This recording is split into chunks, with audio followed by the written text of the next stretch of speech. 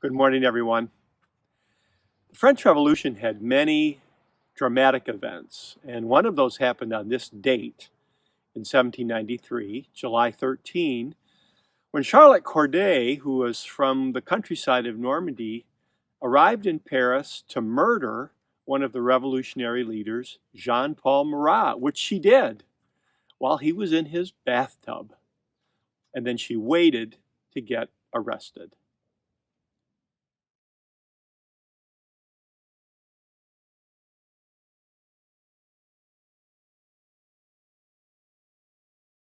This is Jean-Paul Marat, born in Switzerland. Parents wanted him to be educated. In his 20s, he lived in London for a while, where he was active in the intellectual scene. And while in London, wrote this little paper called Chains of Slavery. And in this paper, he anticipates some of the ideas that we will associate with the French Revolution, particularly the idea of the general will. Now here's a little medical set from the 1700s. Marat knew a little bit of medicine because of his studies.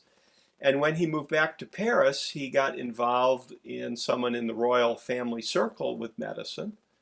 But he also dabbled in science, and here's Ben Franklin, with whom he talked about electricity when Franklin was in Paris.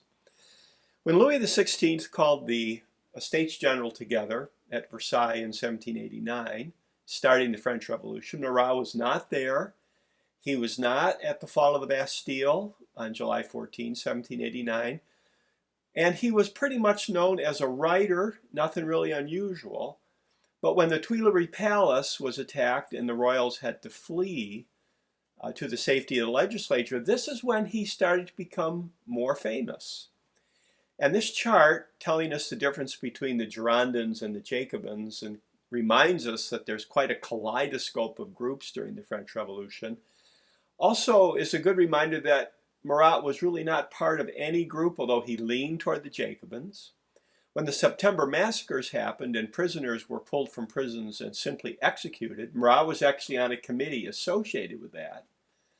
And the turmoil after the execution of the king, Louis XVI, was such that Marat himself was actually arrested, but then he was released.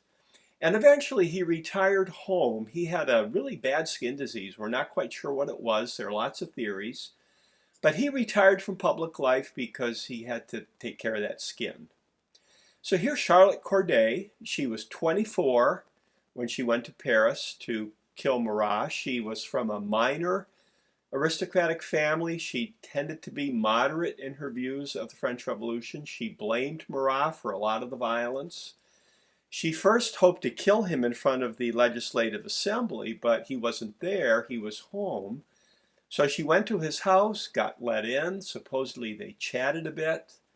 And then she stabbed him while he was in the bathtub. He died almost instantly, and she was arrested. And she had given the reasons why she was going to do this. She hoped to moderate the revolution because she saw him as radical. Here she is on her way to the guillotine. And this is probably where she was buried. Many of the people who were guillotined were put in the Madeleine Cemetery, which is gone. And this chapel is on the site of where that cemetery was. So you may want to check that out when you go to Paris sometime.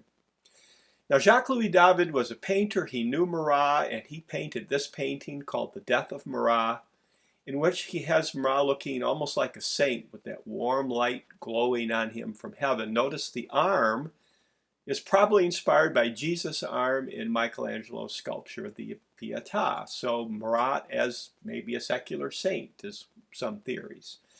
In the painting, he's holding a note in his hand. And it's supposedly part of the dialogue that he had with Charlotte Corday, but there were no witnesses there, so we don't know for sure. But we do have this artifact. This is a paper that he worked on called The Friend of the People. It has his own blood on it, and this was taken from the scene and is now in a museum. And there have been imitations of the painting. This one has a robot in the bathtub, and there are all kinds of paintings that are inspired by that one. Maybe you've seen some. So next time you're in France and you're in Normandy and you visit the D-Day beaches, go south about an hour and you can come to Charlotte's birthplace. and reflect on her role in the French Revolution.